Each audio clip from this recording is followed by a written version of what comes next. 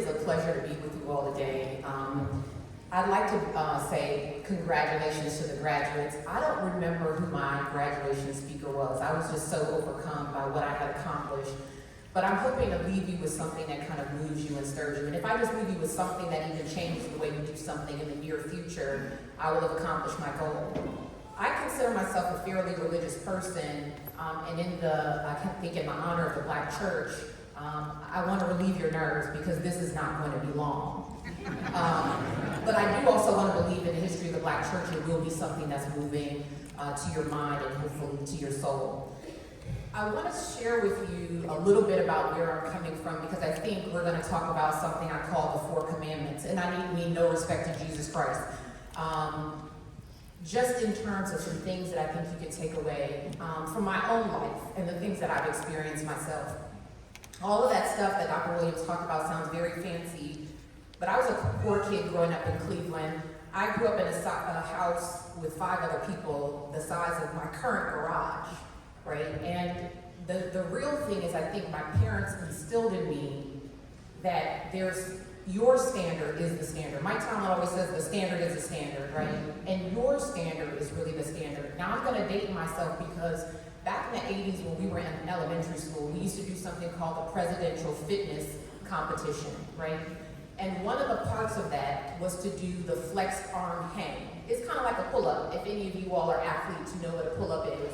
You get up there and you hang. And for a 10-year-old girl, the standard is 8 seconds in order to be the average in the country. And when I got on this thing, I was like, I'm watching people go by and I'm thinking, okay, 6 seconds, 8 seconds, okay, good, 10 seconds. And I got on and I said, okay, well, let me just see how long I can stay up here. And I stayed up there for more than a minute. And I say that to say, not to brag, but I think I want you all to believe that your standard, the standard that you set for yourself, is the actual standard that matters, okay? The second thing is, so I just want to go into this idea of all of the commandments. And the first commandment that I want to talk to you all about is, thou shalt succeed, but not after some failures. Again, I just want to reiterate, I heard that you all were basketball champions. I'm super into that, right? I was a basketball player myself, very small forward, as you can see. I'm probably only about 5'6", but scored 17 points and 11 rebounds, y'all. So I had it back then, right? I had it back then, right? But I just want to say, thou shalt succeed, but not after some failures. And I'm just going to tell you a couple of stories in terms of failures. Every year, back when I was in the late 90s, when I was taking the medical school entrance exam, everybody in the entire country had to sit down. Thousands of students had to sit down and take this entrance exam. And I had horrible, horrible test anxiety when I went to college. I don't know what it was. I thought I wanted to be a doctor since I was 4 years old, and I think I felt the weight of these things on my shoulder. Someone was just gonna pull back a curtain and say, gotcha, you can't do it, right? And I wasn't willing to accept that. So I had test anxiety. At the time I was at Johns Hopkins, 80% of the people at Johns Hopkins are pre-med. So I said, I don't want to sit down in the class with everybody else. This is in time of bubble sheets, pencil and paper. I don't want to sit down for this 7-hour exam with all of my classmates. So I flew back to Cleveland and I said, I'm going to sit for this exam at Cleveland State University. My family had planned to come down afterwards. Everybody, they rented a van. We were going to go to dinner and celebrate the fact that I'd actually accomplished this milestone in my life. And I walked into that exam and I took the first section, 90 minutes, and I was like, okay, I'm feeling pretty good. And then the second section came up. And I just started to feel my heart beat outside of my chest. I started to sweat, and I just could not calm myself down. So I raised my hand for the proctor. They let me go to the bathroom. I stood there, splashed some water on my face, and I couldn't get it together. And I walked out of the front door of the building. Now, most people would say, okay, it's not a big deal, because like the SAT or PSAT or something else, you can reschedule the exam and take it again. But it was only one day in 1 year that you could take that exam every single year, or you could not go to medical school the year after undergrad. So for me, this was a devastation of my dreams. My family came down, they were like, oh, congratulations. And I had been there crying for 4 hours. And they were like, what happened? And I said, I walked out the exam, I had a panic attack. I say that to say, the next year I took the exam. You clearly know that I'm a doctor, you know the end of the story, and I went on to enter the 2004 class of Yale School of Medicine the year after, 1 year after I graduated from undergraduate. So I say, you will have its failures, and you shall succeed despite those failures. Commandment number 2 is, thou shalt be tested, but not broken. And I think Dr. Williams talked about this, and he talked about this idea of core values and core principles by which you all have lived at the Neighborhood Academy. And I think you need to hold tight to those values. I just want to tell you a scenario that happened in my life soon after I left training and came and I joined UPMC as an attending. I'm a transplant hepatologist by training, so that means I take care of people before and after they get liver transplants. I had a very, very poor patient that I had referred for a liver transplant. And I mean, she was extremely poor. She was driving back and forth between here and West Virginia trying to get a transplant. And what many people don't know is the liver is one of the only organs in the body for which we have no solution other than to take that organ out of your body and replace it with a new one. You will die once your liver fails, right? You can go on a ventilator for your lungs, you can get insulin for your pancreas, you can take out your small intestine, you can live without your colon, you can get an artificial heart. But if the liver fails, you cease to live. So the patient was going back and forth for the transplant evaluation, and somebody found out that her husband was sleeping in his car during the evaluation. And this is something that suggests that somebody doesn't have enough social support or they don't have enough resources in order to sustain transplantation and therefore life. And you think, well, why should somebody die because they're poor? So I reached out to one of my friends in one of the community organizations that supports liver transplant, and they said, we can't help the patient. We don't have any money. We don't have any resources to help the patient. Somehow there was a message that got all the way to the CEO of UPMC saying, someone was saying UPMC doesn't transplant patients who are poor. And we got this blasted email like, who, some pejorative words, reached out to the CEO's office saying that we don't transplant poor people. And though I had not done that, I did have to admit that I started that process. And that was the first time and the only time in my life where I thought I might lose my job that day. But what I thought was, I will continue to adhere to my core principles, because if I get fired today, I can walk out the front door and hold my head high and know that I did the right thing by my patient. So the second thing is, the second commandment, adhere to your core values. The third commandment is, and they're not 10, they're 4, so feel at ease. Thou shalt be close to fire, but not be burned and not be consumed. And this is about the respect of elders. There are things in life that you don't have to experience for yourself. There are all these people around you who want to save you from harm. And there are many things in this world that can harm you, many experiences that can send you wayward and take you off your path. And what I would suggest to you is look to your elders and listen, because sometimes no must be said. My sister, who I lost to metastatic breast cancer 7 years ago, was what I call an experiential learner. If you said, Susan, the fire is hot, she would say, are you sure? And she would touch it so that she would know. I am not an experiential learner. I'm like, okay, the fire's hot. Okay, I see water boiling. That probably means it's hot, and I'm not going to touch it. And what I'm saying to you is that the people in this room are trying to keep you from harm. They're not always going to tell you what you want to hear, but the person who always tells you what you want to hear is probably not working on your behalf, okay? So just remember that elders deserve respect. They have gone through things that they're trying to keep you from, and I would just suggest listening to those elders. I'll tell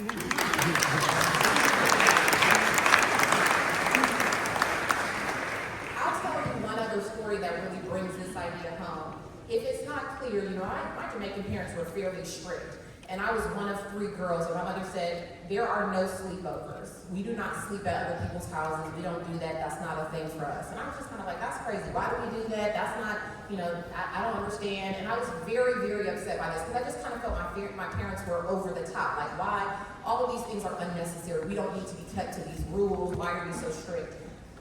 And it was only after I had graduated from college and I had gotten many, many invitations to spend the night at one of my closest friends' homes that I realized that my closest friend was being sexually abused by her stepfather the entire time we were in high school. And I just want to say thank you to my mother.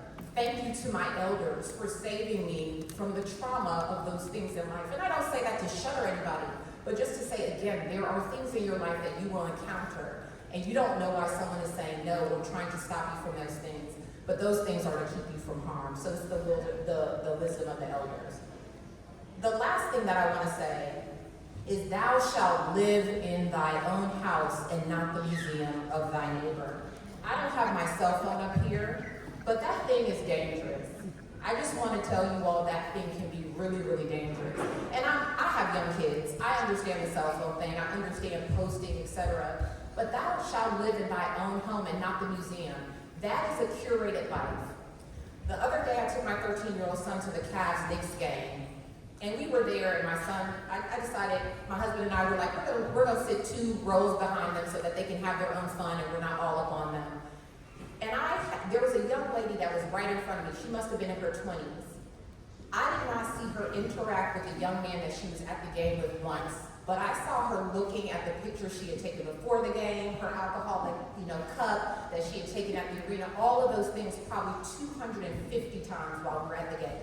Right? So again, it's this idea that live your actual life, right?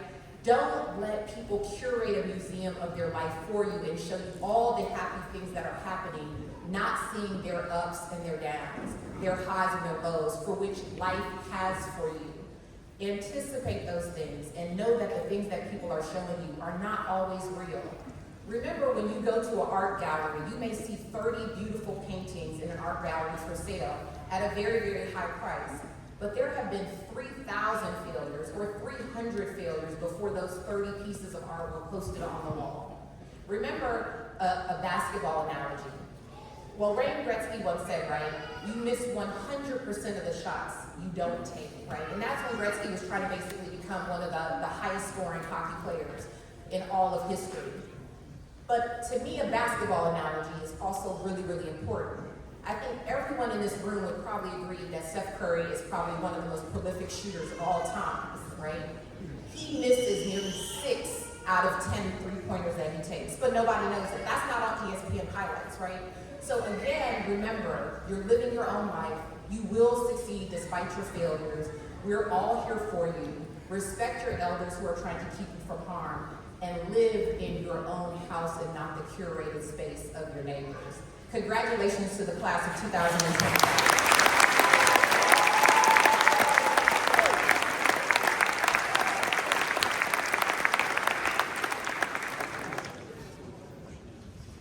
Before I provide my remarks for the scholarship, I want to acknowledge the responsibility that our community has. Each year on an annual basis, our board of directors, our development staff, and our community raises $6 million to ensure that our students have the education and support provided to them. And in collaboration with those efforts, each year our parents fundraise on an annual basis to ensure that each one of the students here in front of me, not only those ones who are acknowledged today, but those who will leave our school, receive at least $1,000 scholarship to help and benefit them when it comes to supporting their higher education. So parents, for all your efforts when it came to fundraising, so these students will be able to help and receive assistance for their scholarships and supporting their higher education. Thank you all so much.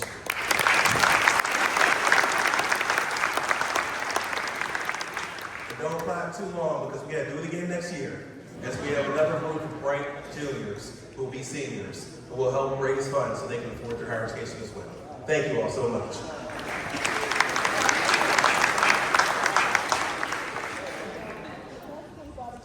The Dr. Anthony Paul Williams Scholarship was established by my mentor and his wife, Darrell T. Wiley, who have empowered countless Black students to attain higher education. The scholarship is awarded to a student who, through their own personal and academic growth, seeks to make a positive impact on the lives of others. This student models selflessness and integrity and is dedicated to inspiring others to achieve their dreams, regardless of their past or current circumstances.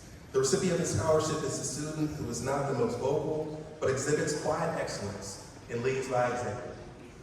I'm so proud to present this scholarship to a young man who I had the pleasure of watching grow over the past several years.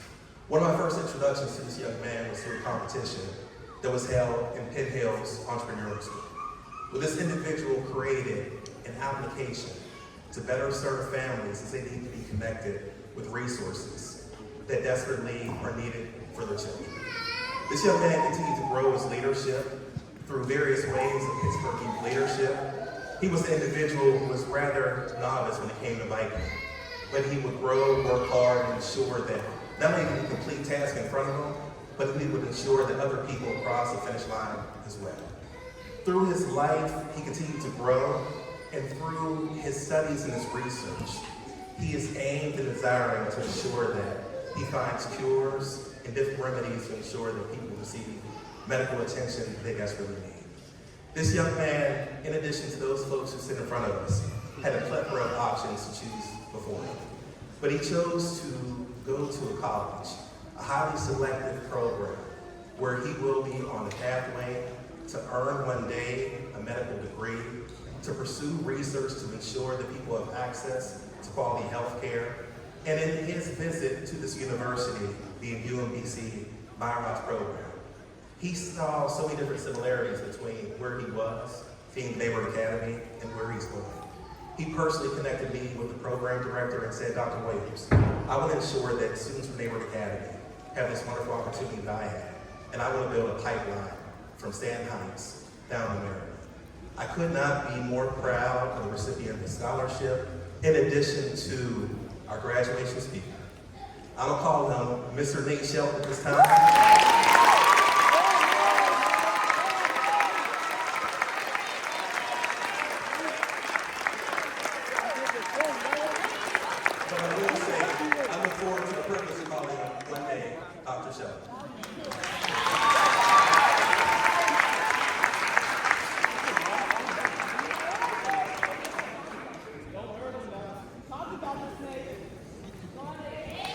Yeah, Nate.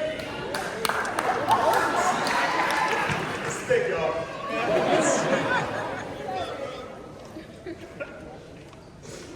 So good evening, family. I hope you know that includes all of you today.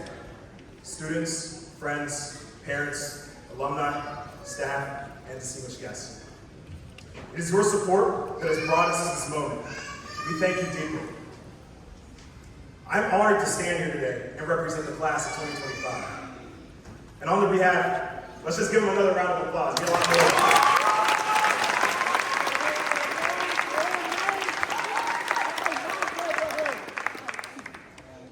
4 long years of 10-hour school days. That's not easy, believe me.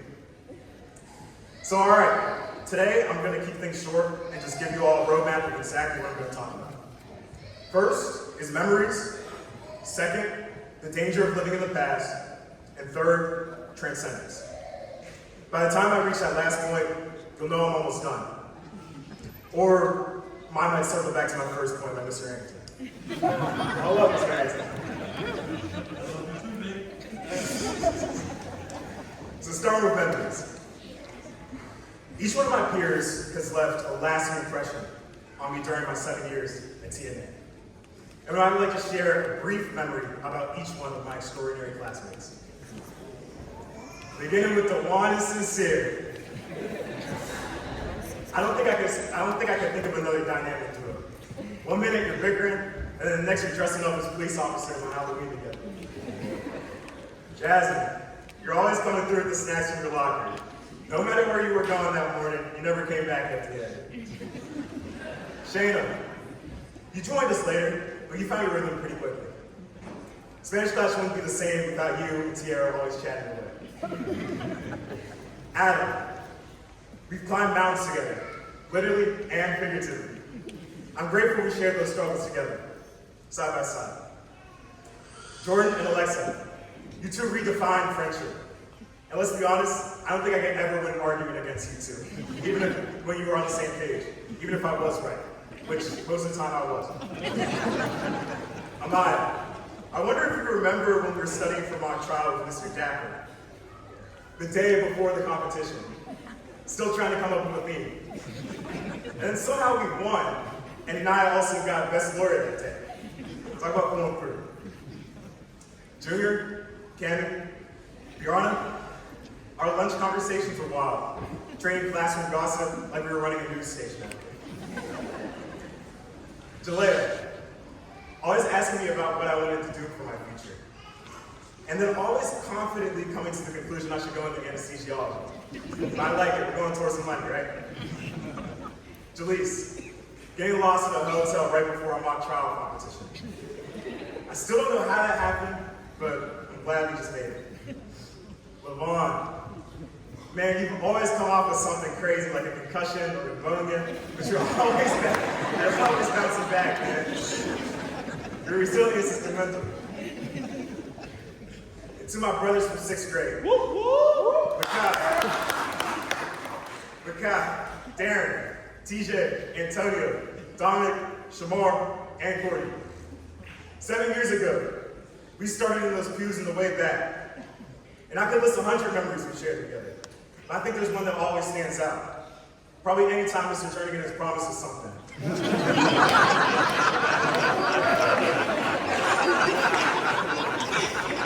Still waiting on that trip to Las Vegas, Mr. Jernigan. And finally, Michaela. Don't think I forgot about you. For the past 9 weeks, you've been reminding me to write this speech. But listen, I want you to know that I'm just as proud as you are of me if you like this speech. So great memories, right? Or are they? Not all of them felt great in the moment, right? Getting lost an hour before a national competition, losing arguments you knew you were right about, getting promised an all-expensive trip to Las Vegas. But here's the thing about memories. They lie to us. They show us highlight reels and skip over the hard parts. When we look back, we tend to believe that what was is better than what we have now. But when we cling to the past, we risk getting stuck there. We become trapped between yesterday and today. So to the seniors, whether you're moving a few blocks away or 100 miles away from home, don't be afraid to make new memories. To our families, parents, don't dwell too long on those baby pictures or childhood trophies. Be proud of who we are now. And to the teachers and staff. You'll miss the chaos. But don't worry, we'll be back, popping our heads in the classrooms when you least expect it. So even with everything you've accomplished as a class, even with the memories we'll carry on for a lifetime, with the good and bad parts, we all have to remember that this is just the beginning. So yes, we survived those 10-hour school days. Yes, we found our way through high school in a world changed by COVID. Yes, we endured 3 years with Mr. Mazma, 2 with Dr. Nutbrown, and had 3 with Miss Beast too. Yes, our basketball team made history and brought home a state championship.